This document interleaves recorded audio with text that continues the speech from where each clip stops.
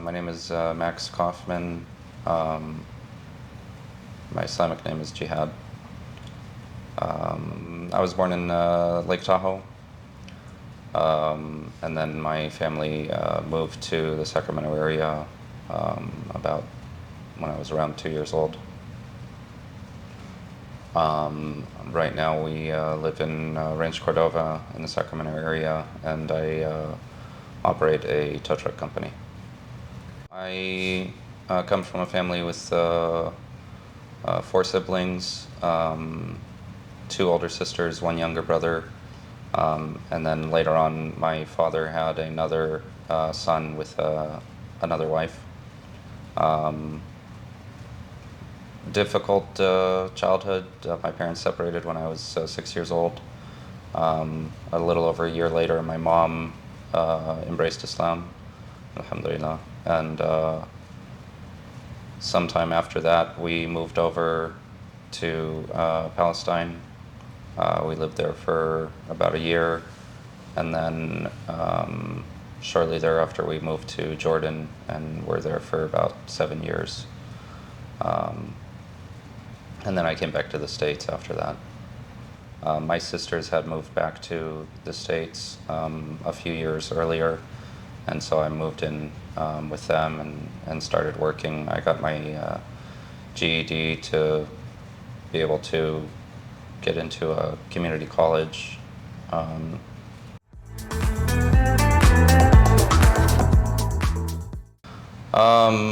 It was tough because I went into an all-Arabic school, and I didn't speak hardly any Arabic. So yeah, I mean, a lot of difficulty with peers, making fun of us. Me and my brother were in the school together. My sisters were somewhere else at the time. So yeah, it was very difficult trying to get along with the kids, struggling with the different subjects. So yeah, it was not easy. It was not an easy process. But they had a field trip going to Umrah, so going to do the pilgrimage. And I was able to meet the more religious group of the school, and I just I fit in there. And I made lifelong friends that I'm still in contact with today. And we went several times back to Saudi Arabia to perform Umrah. And that made a big difference. Moving forward, a connection with the mosques overseas as well. As I said before, my parents separated, and my mom, she didn't have a job, so we were living pretty much completely off of the charity of the mosque and other generous organizations. So we did spend a lot of time in the mosque, and were able to take classes and about hadith and seerah and Quran. And that definitely influenced my life today with my faith. And it was also very difficult coming back. Like I said, I was living with my sisters and their husbands, and I didn't have transportation. I had basically no freedom at all. Well, after coming back from Jordan, where I didn't have transportation in the sense of having my own car, but I mean, in Jordan, it's very easy to get around. So coming back when I came back, I was living in Alabama with my sisters. So if I wanted to go anywhere, I had to go, when they were available to take me. And after a little while, I started working with their husbands in a dollar store, which is where they were working at the time. I was getting paid $5 an hour, basically working under the table. And I did that for a few years until I was able to save up enough money, and I ended up moving back to California. When I moved back to California, I started going to community college. I took basically every course I could find for automotive technology. And then I started working as a mechanic after that. And then I started selling cars. After that, I basically bought a franchise in a automotive supply company, which was selling basically oil and automotive fluids. And that was all actually in the Bay Area. So we were living in San Jose and then Fremont. And then we moved back to the Sacramento area in 2017.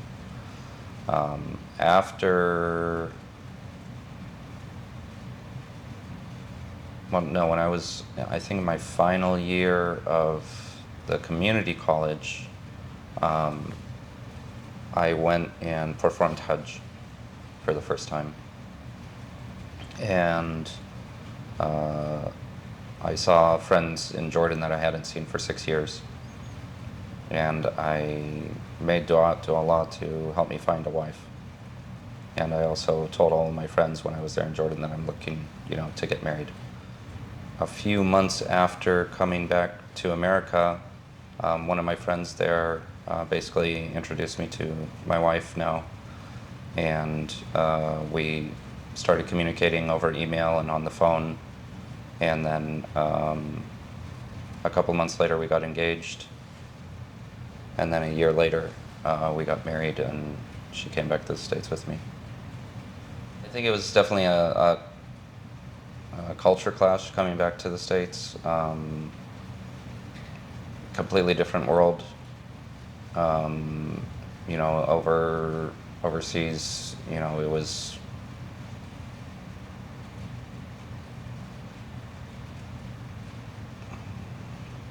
There's much more social connections overseas.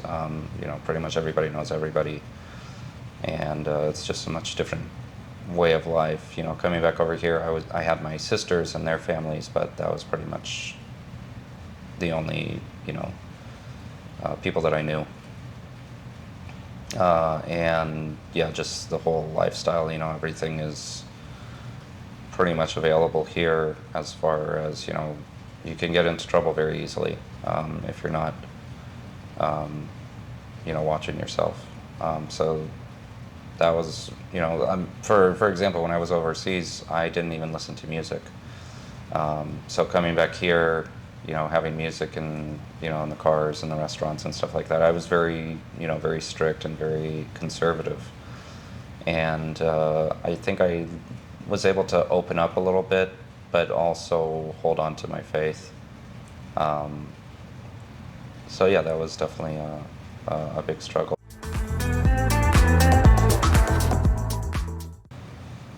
When I did end up moving back to California, I was able to look up some old friends that I knew from before we left to go overseas, Muslim friends. And was able to look up some of my old friends, and that kind of opened the door for me with meeting a lot of new people in the area, in the Bay Area, where we were living. And I made some really good connections and relationships with some good Muslims, alhamdulillah. When my mom, embraced Islam, that was probably the biggest, thing for us. Our life, changed 180 degrees after that. I'd say the first time I went to Umrah as well. By the time I was like 13 years old, I had gone to more countries than my age. So traveling, when you go to a foreign country, the lifestyle is completely different. So being able to experience that at a young age is really very valuable. It humbles you, and gives you a sense of humility to see, how different cultures live, how, I mean, we went to London, we went to Saudi Arabia, we went to Syria, France, Canada, Mexico, and you have such a difference in the lifestyle in a lot of these countries. Saudi Arabia in particular, you've got one of the most wealthy countries in the world, and they have some of the poorest people I've ever seen. People that have, no limbs that are begging on the street. So it's very eye-opening, especially as, a kid that's, maybe 13 or 14 years old, to see something like that. We were traveling because we were trying to find a place where we could have some sort of support. Like I said, my mom, she had saved some money from the divorce, and from her work when she was, still married to my dad. She used to be a massage therapist. But that money was running out, and she was just trying to find a place where she could fit in, I guess. So yeah, and she had her brothers in London, so we went to London to see if they, could help her out. And then we came back to the States for, about a year, and it just wasn't really, I guess, what she was expecting. And also one of my sisters had already got married in Palestine, and so she just couldn't be far away from her. So we ended up moving back to Jordan, and that's where we basically settled through the rest of my childhood, basically, in order to be close enough to Palestine, to be close to my sisters. My other sister ended up marrying the first sister's brother. So again, she wanted to be close, but she didn't feel, I guess, safe or comfortable living in Palestine. So that's why we ended up settling in Jordan. I did as best as I could with school in Jordan, but just with the language barrier, I just felt like I wouldn't be able to really move any further, or be able to graduate from high school. The educational system in Jordan is very difficult. I'd say maybe 60% of people graduate from high school, would you say? It's a difficult education system, and I didn't have the confidence with my language to be able to graduate from high school. So I decided to come back to America, and I had already lost a year, so I was basically in 11th grade with kids that were a year younger than me. So I was, like I said, I was able to come back to the States and take my GED and pass that, and then get into to a community college. When I got out of school, out of community college, and I started working as a mechanic, I had a very bad driving record. So working in the automotive industry, that's kind of like a I guess death certificate, you could say, and I wasn't able to keep working as a mechanic because their insurance dropped me, and so they had to let me go. And I didn't really have any other experience, and all my schooling was, automotive technology, and so the next best thing that I could do was I started looking for a job in other dealerships, and found that I might be able to become a salesperson. And so I started looking around, and I was able to get a job selling for a Dodge dealership. So that worked out because I was still in the automotive industry, and I had some connections from my school. The school program that I went into was a Honda sponsored program, So they knew pretty much all of the dealerships, and they had connections, and the dealerships would come to the school to get recent graduates. So I did that, and then a few years I stayed with Dodge for 2 years, and then I moved over to Audi, and started selling highline vehicles. It was a much better environment, better money.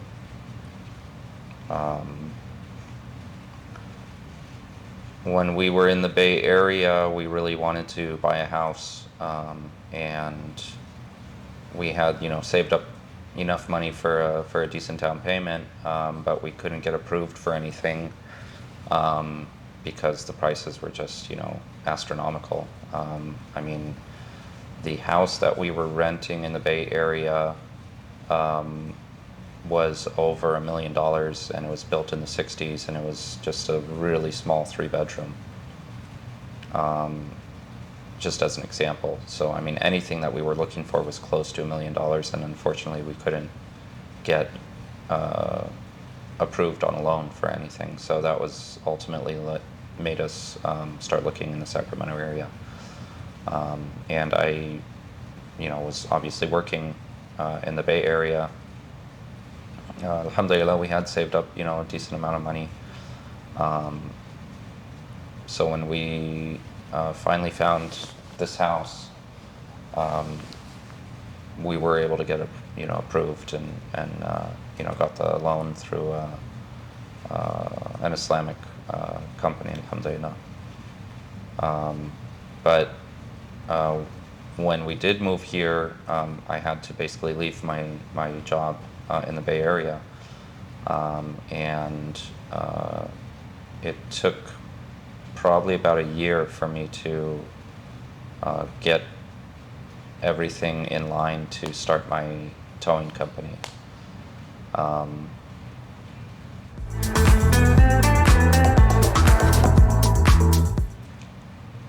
One of my biggest challenges was actually getting a commercial driver's license.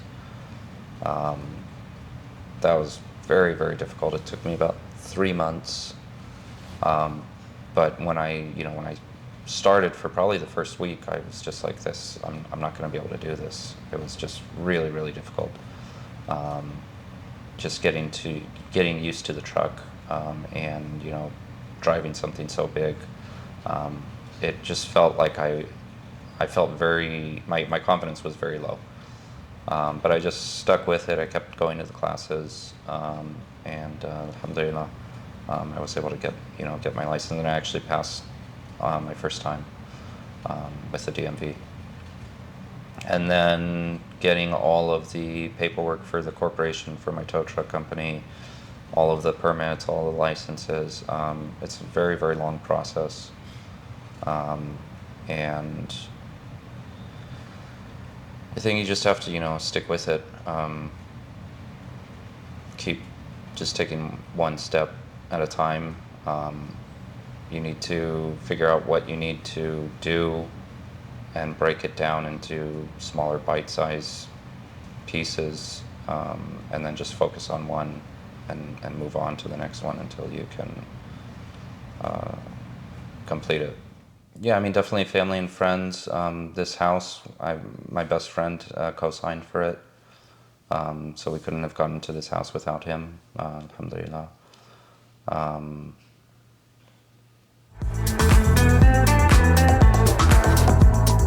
think my faith in Islam and in Allah has been my greatest.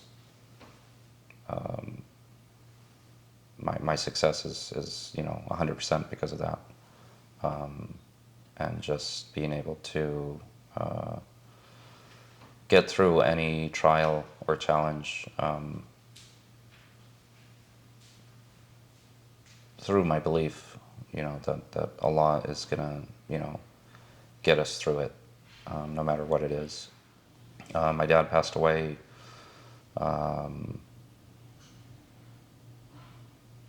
9 years ago, and then my mom passed away last year.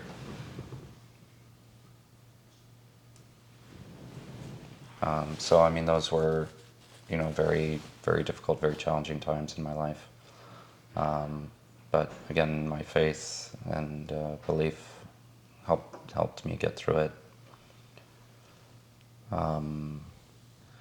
I think no matter what you do, you need to get out of your comfort zone, and try new things. I mean, as I shared with you, I've had several different careers, everything within the same industry at one point or another, but very different. From going to working on actually fixing cars to actually selling cars, and then now I have a business that tows them.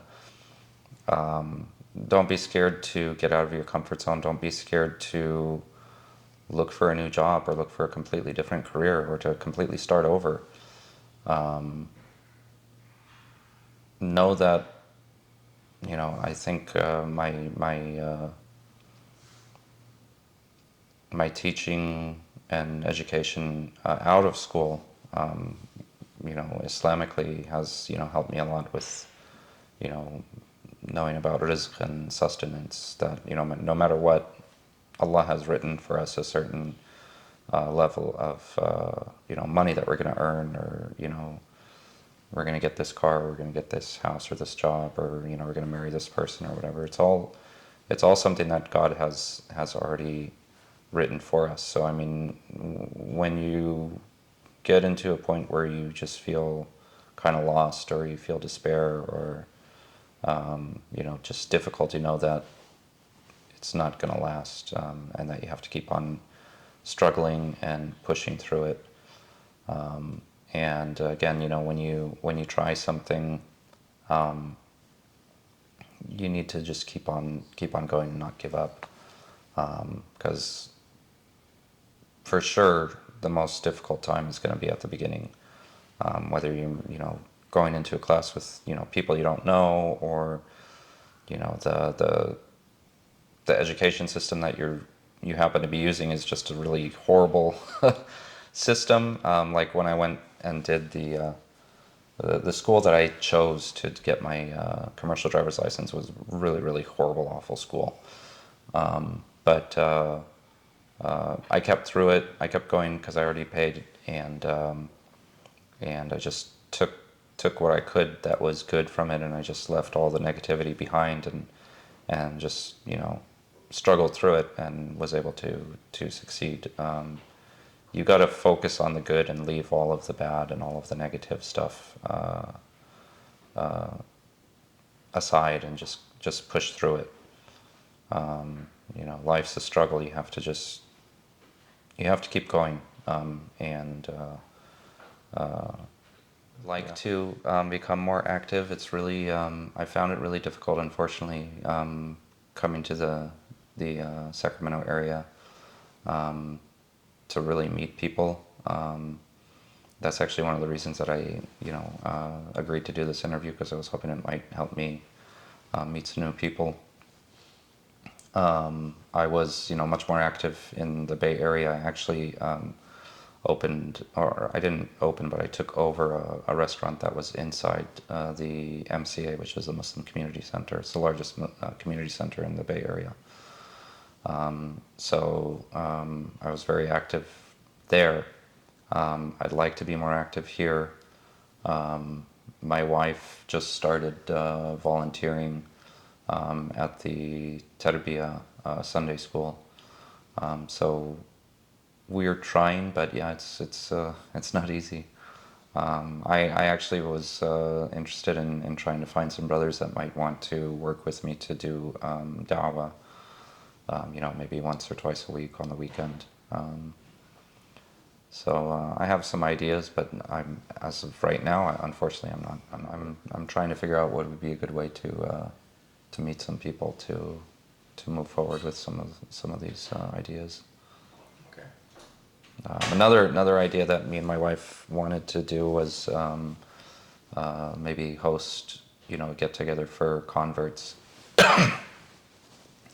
Host a get together for converts, but again, still trying to figure out how to go about something like that. Yeah, definitely have the desire, but figuring out how to do it has been a little bit challenging. But we're definitely not giving up. We want to give out more, and be a part of the community. I think it's very important to choose your friends wisely. Your friends are really gonna make who you are. If you're going out with people that are partying, or have whatever bad habits, you're gonna eventually, no matter how strong your faith is, you're eventually gonna start becoming more and more like your friends. If you're able to get in any programs at the mosque, I would definitely recommend that, and know that the people that you build these relationships that have a stronger faith in God are going to be people that are going to be there for you when you need them.